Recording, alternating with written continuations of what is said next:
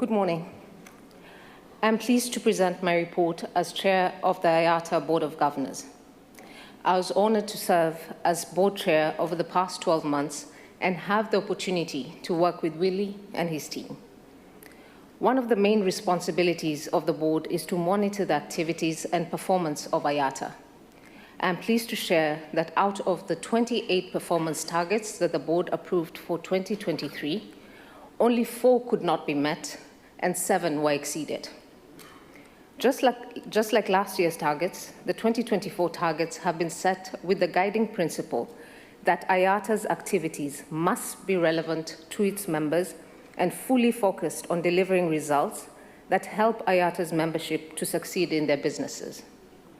They cover many of the activities that the Board had the opportunity to discuss in detail at our last 2 meetings, starting with IATA's data strategy. The Board has discussed IATA's industry data strategy and the strategic pillars that will enable IATA to become a trusted partner for aviation data. The strategy will have clear governance, best-in-class data security and compliance, and will allow IATA to provide data products and services. To support effective decision-making across their business, airlines need to be and stay in control of their data. Airlines are also in need of benchmarking against industry averages and peers to better understand how they operate and to run their operations efficiently. Benchmarking can also help improve safety and sustainability, operating and maintenance costs, and return on investment. This will enable airlines to unlock the benefits provided by new technology and digital capabilities. Over the last decade, IATA has demonstrated its strength by setting up and operating collaborative data governance and exchange programs for the benefit of its members, as well as the air transport industry, in accordance with competition laws and antitrust principles. The Board supports IATA's ambition to accelerate the development of new data-derived industry initiatives and products. We have reviewed proposals from IATA's management to broaden the scope of data collected from airlines and to encourage all members to contribute and participate in these initiatives. At our meetings, IATA's management gave an update on the ongoing migration of airlines to the new version of thematic AutoCheck. IATA reminded us how important it is that all industry stakeholders complete the migration by the end of this year to avoid disruptions in airline operations when the old platform is decommissioned. The Board also considered IATA's work on modern airline retailing to transition from legacy standards to a world of offers and orders where airlines are in control of their product, money, and data. The Board asked IATA to continue at the current pace of standard-setting activities and industry mobilization in its journey towards 100% offers and orders. At our meetings, the Board has also had the opportunity to discuss important policy developments for the industry and provide guidance to IATA's management on strategy.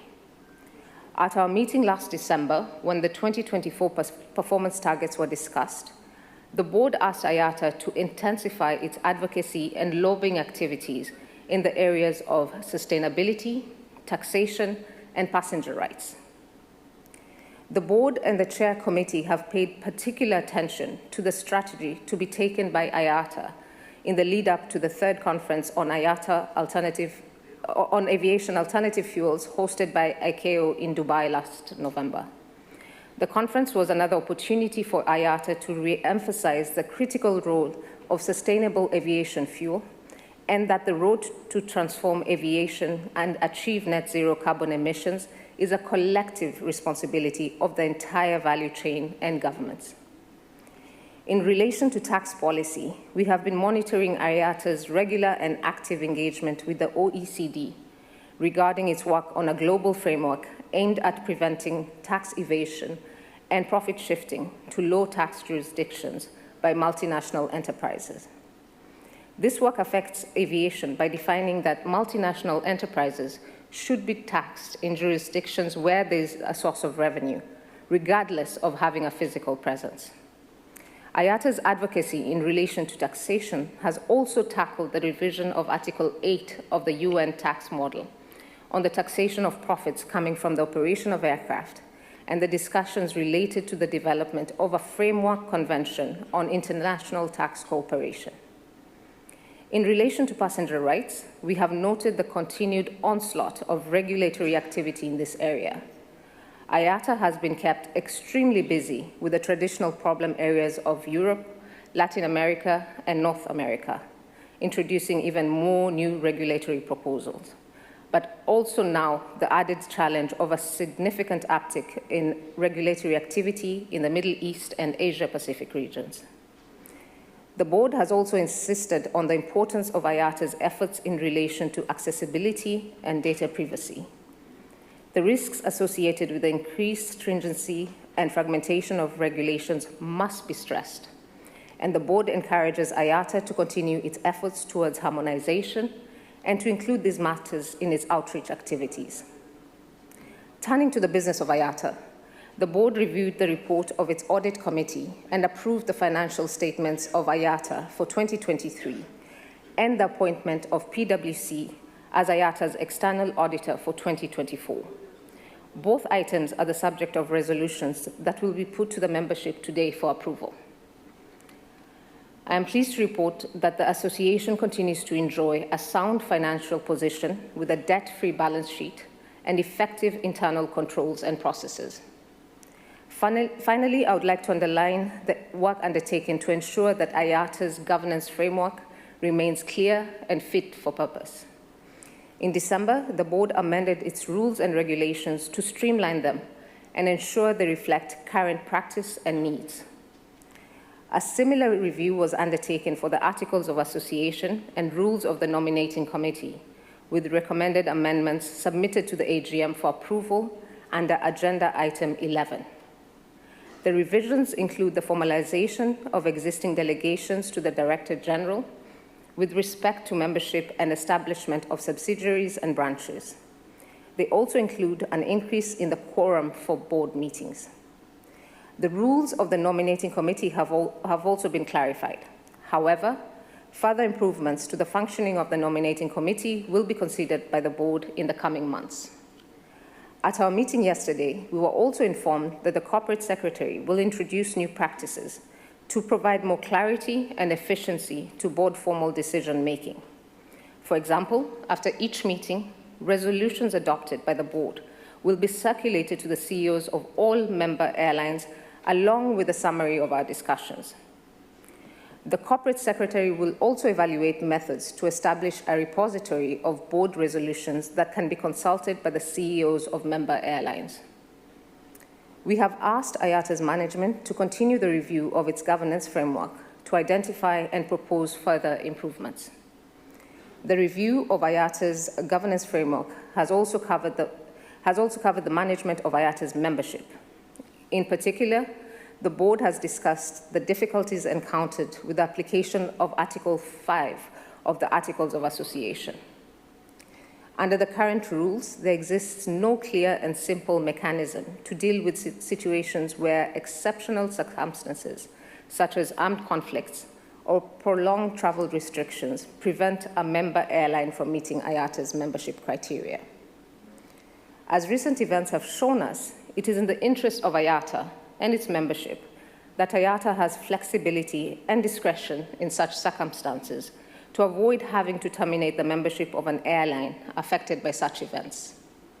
Therefore, the board recommends allowing the Director General to suspend a member if it is in the interest of IATA and after an assessment that the situation is exceptional and temporary. During suspension, a member will neither be allowed to vote at general meetings nor be represented on the board, board committees, nominating committee, and advisory council. All other rights and privileges would be maintained. The board also recommends abolishing the mechanism of limitation, which has proven to be cumbersome and ineffective in dealing with airlines who have outstanding dues and invoices. However, the failure to pay membership dues will remain a ground for membership termination. Lastly, but remaining on the topic of membership, I would like to congratulate the 35 airlines shown on the screen that have joined IATA since the last AGM. 2023 was an exceptional year with 24 new members. The interest in IATA membership has been just as strong in the first half of 2024. The decision of last year's AGM to abolish the membership application fees has contributed to attract new members and broaden IATA's membership base. Today, IATA's membership includes 44 low-cost carriers, almost twice as many as 8 years ago. And more leisure and ACMI carriers are also joining IATA. This is a reminder of the importance of having a strong global trade association that represents, leads, and serves the airline industry. That concludes my chair report on the deliberations of the board since our last AGM. Before I end my remarks, I would like to reflect on two IATA initiatives with personal relevance. The first is Focus Africa. As the first board chair from an African airline since 1993, I took a particular interest in this. Africa is home to over 1 billion people. It's a vast continent, accounting for a fifth of the world's population and just 2% of global air traffic. There's tremendous potential for air transport to contribute to the continent's economic and social development. Focus Africa has brought renewed attention on critical issues, including the need for capital to develop infrastructure, the need to implement regulations that will improve safety, and the potential for the single African air transport market to unleash connectivity within the continent. Of course, no single initiative is going to solve all the challenges, but every initiative helps. And having planted the seeds of Focus Africa in 2023, I look forward to seeing its results in years to come. The second comment concerns 25 by 2025. The important IATA initiative to bring a better gender balance to our industry. As the first female chair of IATA's Board of Governors, I was aware of the example it gives to all women in aviation and of my responsibility as an agent of much-needed change. Among the 3 million people working for airlines, we have a huge number of incredibly talented women. We will all benefit by removing any barriers that stand in the way of achieving their potential and creating real opportunities for their success. Next year will bring 25 by 2025 to a close. Its lasting contribution will be in creating a mindset where there's nothing special about IATA having a female chair for the board, or an airline having a gender-balanced management team or pilot population. Thank you for the opportunity to contribute to this change. And thank you to Willie and the entire IATA team for their great support during my term as chair of the IATA Board of Governors.